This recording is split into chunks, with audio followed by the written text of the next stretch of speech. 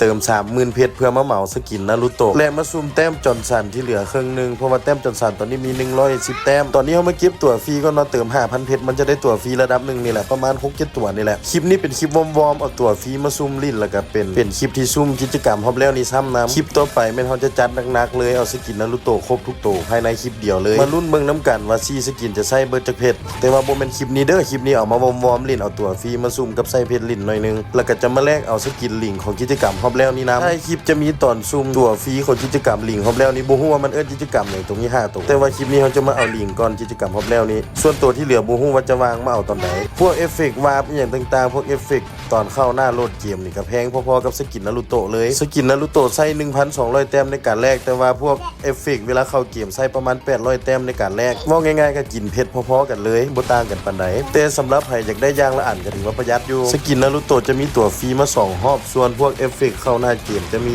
ตั๋วฟรีมันเพียงรอบเดียวเท่านั้นแต่ว่าเขาก็จะซุ่มเอาหมดอยู่แล้วทั้งสกินทั้งพวกเอฟเฟกต์เข้าหน้าเกมแล้วก็รูปปั้นต่างๆเขาก็จะเอาหมดเช่นกันมาลุ้นน้ำกันคลิปต่อไปว่า 30,000 เพชรมันจะพอเอาทั้งหมดบ่ 30,000 เพชรถ้าเติมผ่านตัวเกมหรือว่าคูด้าสอบก็สิตกอยู่ประมาณ